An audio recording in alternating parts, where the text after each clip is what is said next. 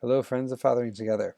So, when I was a kid, I was told never to judge a book by its cover, courtesy of Reading Rainbow. I'm pretty sure that's where I first heard about it. And unfortunately, I don't always do that. Most of us don't always do that. First impressions carry a lot of weight, and we make them all the time based on very little information, and they stick with us. Research shows that our first impressions stay much longer than we prefer, maybe. And social media just makes that even more upfront and center with people taking, I don't know, painstakingly long to create the perfect avatar or setting up selfies that capture the perfect image of what you want the world to think about you. And I'm sure many of us with teenage daughters and sons are well aware of that fact. And tweets and comments and one-line responses are the titles and subtitles to many of these books because there's not much there. They're just quick reactions in our culture. And this has been on my mind a lot lately because as I've engaged with members in our Dads with Daughters community, I've met some people that want to get involved and they want to share their gifts and talents. And we set up a call to figure out how that can happen. And in the interim between the initial contact and the phone call, curiosity gets the better of me. I'm sure it gets the better of them. Check out the person's Facebook page, social media, get to know them a little bit before we have a chance to even talk and our first impressions begin to form. We see stuff that we agree with, maybe we cringe a bit, maybe we get excited a bit, but regardless of what happens, we start to form an impression. Number of men that I've talked with, number of fathers, this happens all the time with regular frequency. And then I get to talk to them and I'm like, holy cow, this guy's amazing.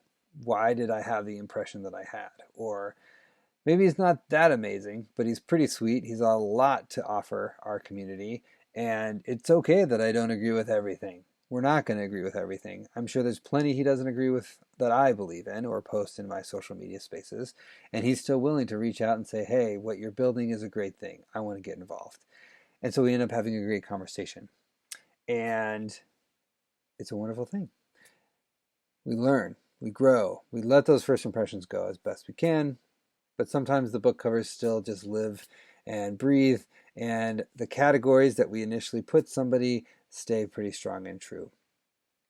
Now, in the group, we have many members that post thanks testimonials of how much the group has meant to them and how they've connected with other members. And it's been beautiful to watch these connections being built and the friendships forming and the connections of resources and guides and mentors. All of these things are forming. And that's what we wanted in the Dads with Daughters community. Even when it was the small, tiny little 50-person engine that could, train that could, whatever that phrase is, right? We wanted this to be a space for fathers to get together, to share resources, to share stories, learn strategies and tactics to raise our daughters correctly, or as correctly as we can. And now it's becoming a reality. We just happen to have over 100,000 people doing this. And so I posed to the group, and I posed to you all as fans of Fathering Together, this challenge, this reflection and challenge, if you will.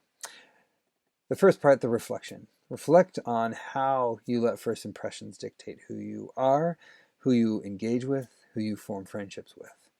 And then the challenge is work beyond that. Reach out to somebody in your social network that has commented on your post, or maybe you've commented on theirs, and get to know them a little bit better. Shoot them a personal message. Directly engage with them on issues that matter. Maybe start with the simple things because we all have something in common. We're all parents.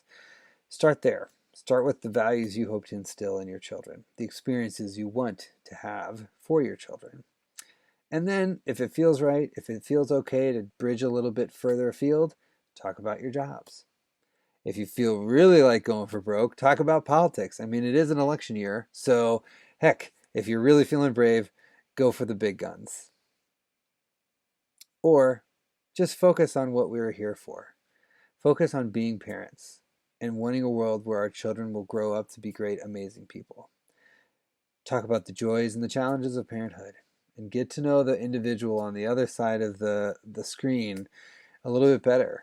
Get to see them for the human that they are and the faults and the strengths that they bring to the relationship that you're forming. That's it for this week. I'll see you around. Peace.